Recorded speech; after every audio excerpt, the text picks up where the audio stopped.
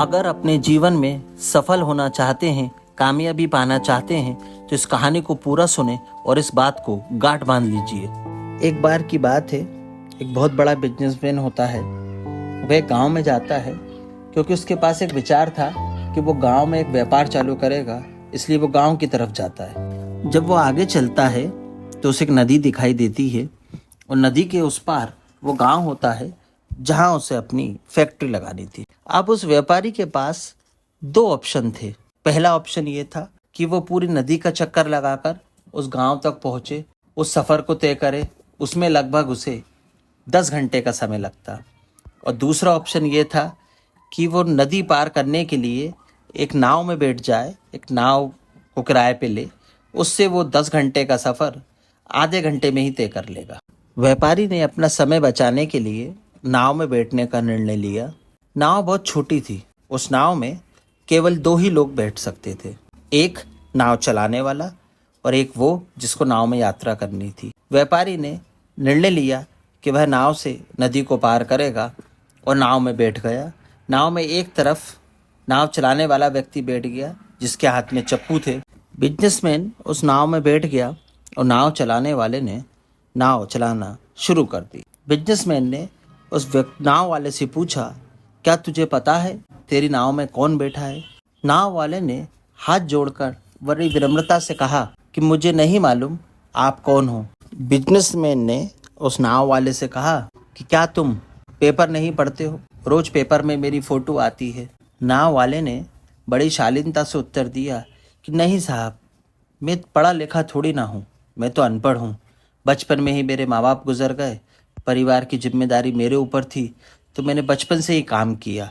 बड़ा हो गया तो नाव चलाने लगा, मैं पेपर पढ़ना नहीं जानता। बिजनेसमैन ने नाव वाले का मजाक उड़ाते हुए कहा, क्या रे पागल, तू पढ़ा लिखा नहीं है, तुझे पेपर पढ़ना भी नहीं आता, ऐसी ज़िंदगी का क्या फ़ायदा, क्या करेगा तू ऐसी ज़िंदगी का? ये सुनकर नाव वाले को बुरा तो लगा, पर उसने कुछ नहीं कहा। वह चुपचाप नाव चलाता रहा।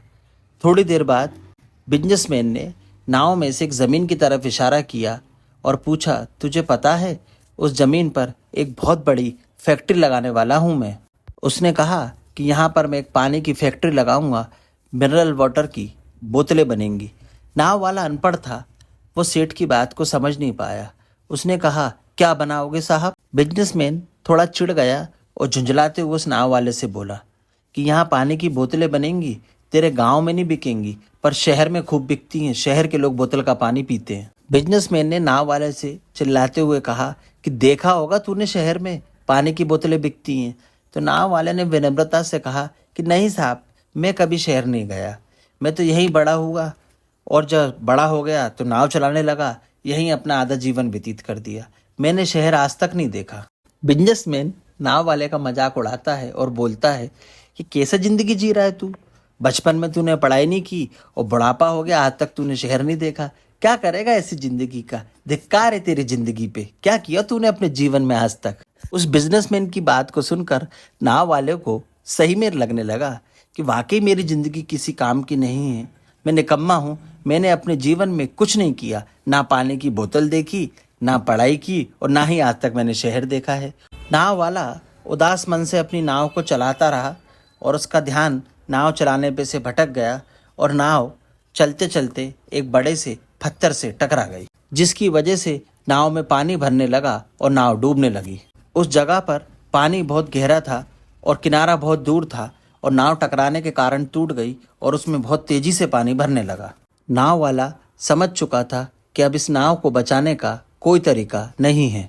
नाव वाला अपनी जान बचाने के लिए नदी में कूदने ही वाला था कि उससे पहले उसने उस बिजनेसमैन से कहा कि साहब, आपको तैरना तो आता है ना? बिजनेसमैन ने घबराकर कहा कि मुझे तैरना नहीं आता है। तो नाव वाला हंसा और हंसकर बोला, हा हा हा, अरे साहब, आपको तैरना नहीं आता?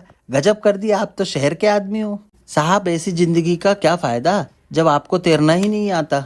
नाव वाले की ये बात सुनकर व्यापारी को, बिजनेसमैन को अपनी गलती का एहसास हुआ और उसने नाव वाले से हाथ जोड़कर माफ़ी मांगी और बोला, मुझे बचा लो, मेरे छोटे छोटे बच्चे हैं, मुझे तैरना नहीं आता, तुम ही मेरी ज़िंदगी बचा सकते हो। बिजनेसमैन ने कहा, मेरा जीवन बचा लो, जो तुम बोलोगे वो मैं तुमको दूंगा। नाव वाले ने बिजनेसमैन से कहा कि साहब घबराइए मत, मुझे तैरना नहीं आता बल्कि डूबते को बचाना भी आता है। आप मुझे कसकर पकड़ लीजिए, मैं आपको किनारे के उस तरफ ले चलूँगा, मैं आपको कुछ नहीं होने दूंगा। नाव वाले ने तैरकर न केवल अपनी बल्कि उस बिजनेसमैन की भी जान बचाई। हमें इस कहानी से ये शिक्षा मिलती है कि कभी भी किसी भी व्यक्ति का हमें मजाक नहीं उड़ाना चाहिए। पता नहीं किस व्यक्ति की ज़रूरत हमें किस रूप में मिल जाए, किस रूप में उसकी ज़रूरत पड़ जाए। मित्रों, आपने सुना होगा, पता नहीं किस रूप में नारायण मिल जाए, पता नहीं किस रूप में भगवान मिल जाए। तो कभी किसी का मजाक नहीं उड़ाना चाहिए। हर व्यक्ति कभी ना कभी किसी न किसी रूप में किसी न किसी के काम आता है। कहानी अच्छी लगी तो लाइक करें, चैनल को सब्सक्राइब करें। जय हिंद, जय भारत। आपका मित्र प्रदीप पाठक प्रदीप स्टोरी में नई नई कहानियाँ लाता रहेगा रोज रात को 9 बजे।